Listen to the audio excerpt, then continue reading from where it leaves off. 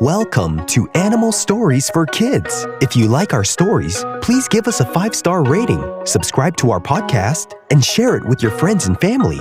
If you're listening on Spotify, you can support the podcast through listener support. Plus, check out exclusive show-related content and join the community at patreon.com/Animal Stories for Kids. And now, it's time for our story.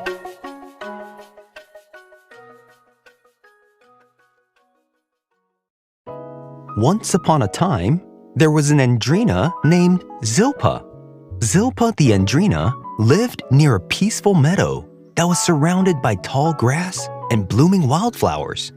Zilpa was a very thoughtful and mindful bee, always considering the needs and feelings of others, and doing whatever she could to make the world a better place, in her own little way, which was being kind and considerate to others.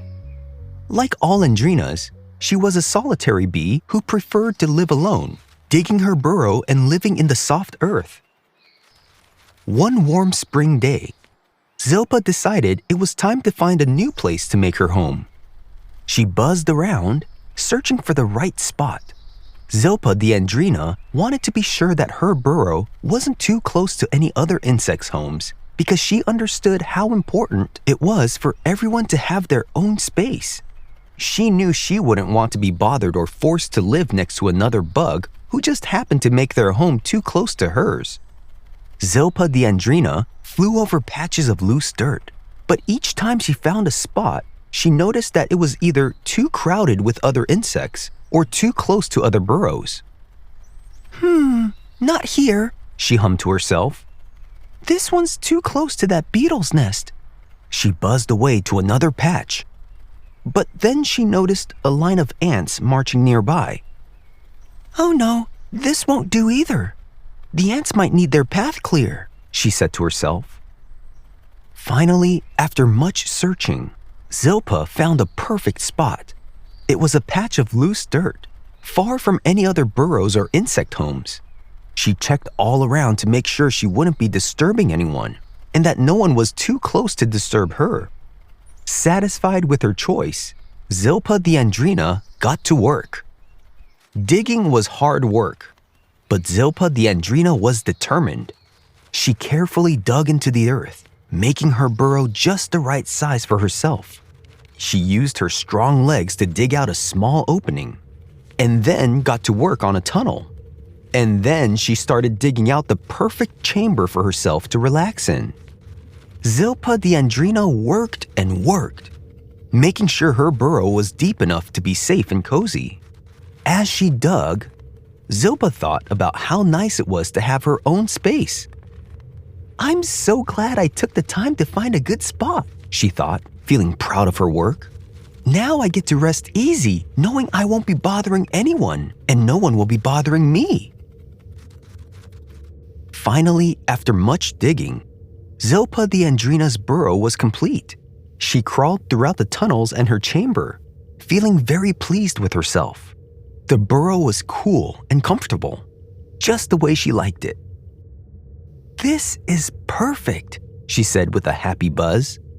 But all that digging had made her very hungry, so Zilpa decided it was time to find something to eat. She flew off to a nearby meadow filled with flowers.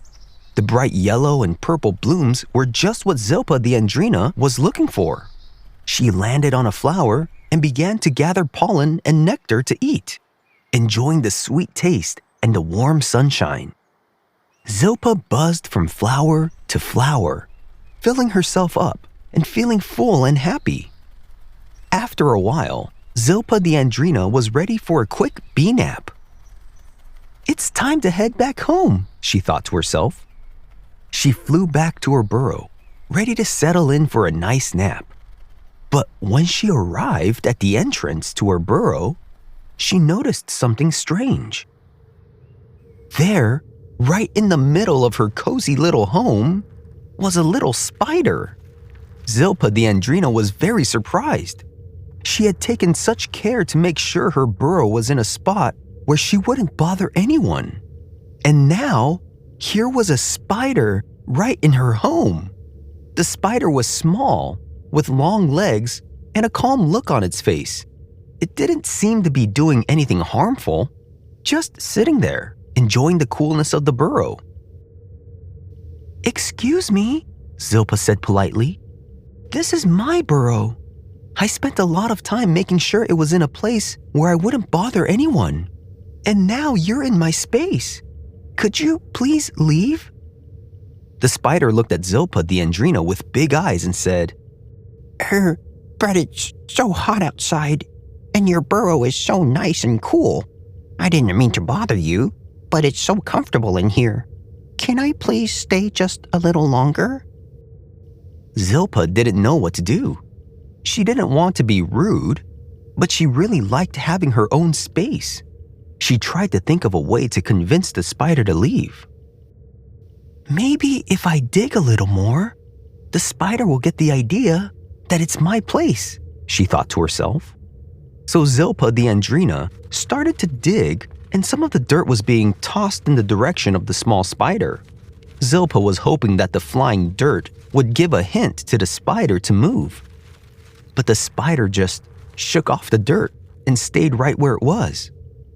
Zilpa tried asking again, "Please, spider, I really need my space. I'm sure you can find another cool spot to rest." But the spider shook its head. "I'm sorry, but I'm just so tired from the heat. I don't want to leave." Zilpa the Andrena was starting to feel a little frustrated. She had been so considerate of others, and now some other insect was in her home, not considering her feelings at all. But Zilpa was a kind bee, and she didn't want to be unkind to the spider. So she decided to be patient and try one more time.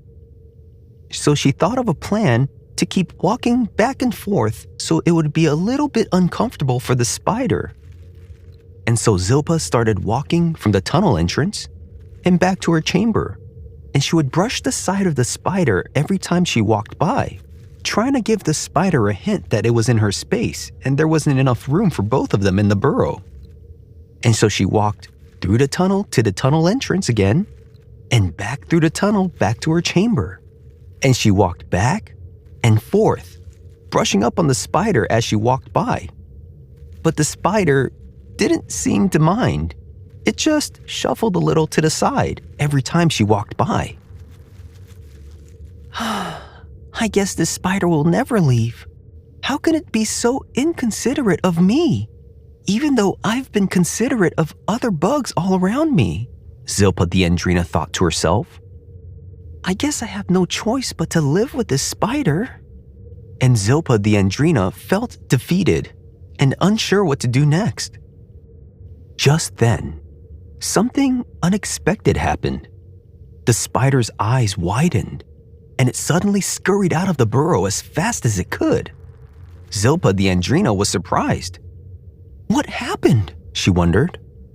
As Zilpa looked around, she noticed a worm had squirmed into her burrow.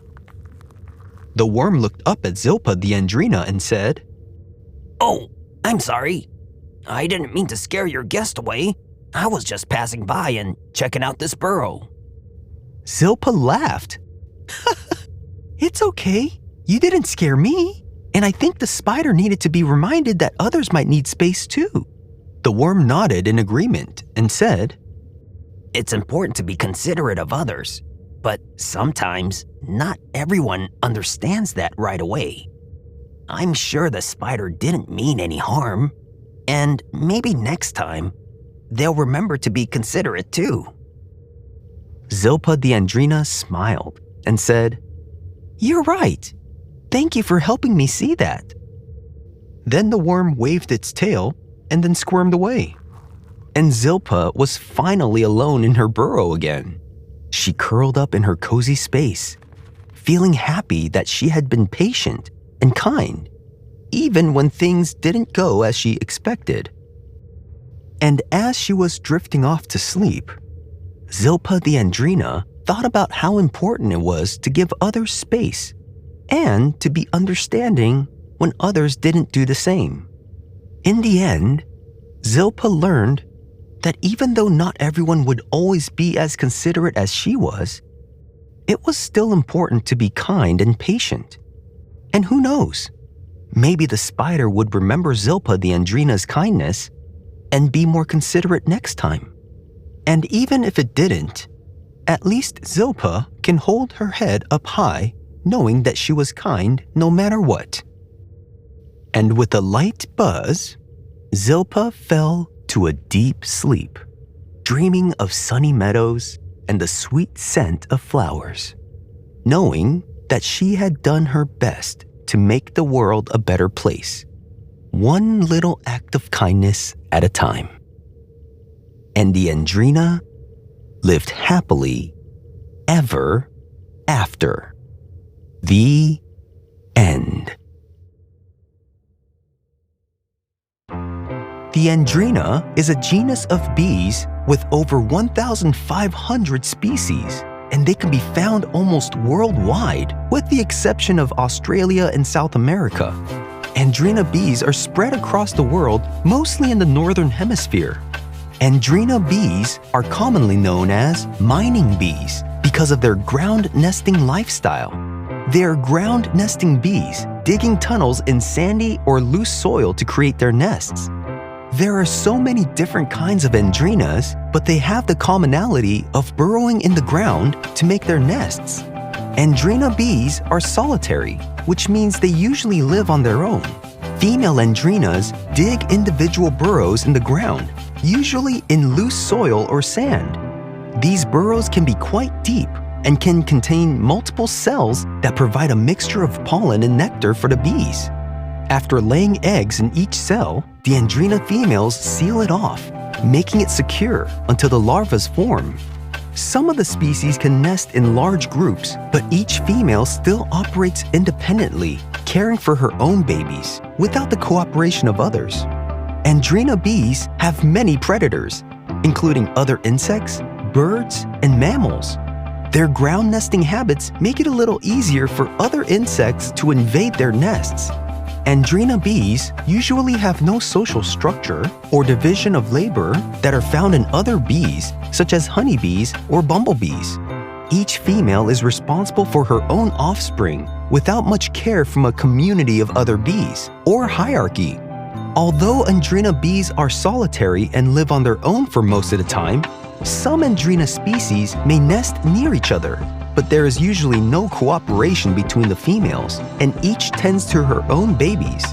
Andrena bees are among the first bees to emerge to come out in the spring to be in perfect timing with the blooming of early season flowers.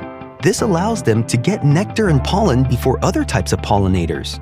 Usually after the spring season, adult Andrena bees die off, and their larva continues to develop underground, going through all the stages until they become full-grown mining bees. The adult Andrena bees do not emerge until the following spring. Andrena bees develop over winter in their underground nests, and they stay dormant until the environment changes and triggers them to come out during the springtime, in which they complete the development cycle and start the cycle again. Andrena bees are generally small to medium-sized, ranging from about 7 to 15 millimeters in length, depending on the species. They're usually covered in fine hairs, which can be dense or sparse, and their coloration varies, but many are brown or black, or even gray, often with a band or patches of lighter hair on their abdomens. Their wings are typically clear, but may have a smoky appearance. Andrena bees are found in a wide variety of habitats, including gardens, meadows, forests, and urban areas. Many Andrena bees are oligolectic, meaning they specialize in collecting pollen from specific kinds of plants. Andrena bees are really important pollinators for many wildflowers and crops. Because the timing of their pollination happens in early spring, this makes them really important for the pollination of early season flowers and fruit trees.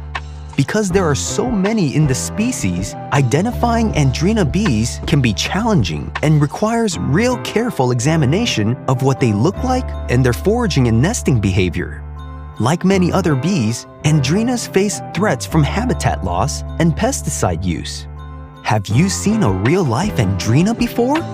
If you have, where did you see it? If you want to write to us, ask your parent to email us at animalstoriesforkids@gmail.com and tell us what you think of our stories. We would love to hear from you. Thanks for listening to Animal Stories for Kids. If you like our stories, please give us a 5-star rating, subscribe to our podcast, and share it with your friends and family.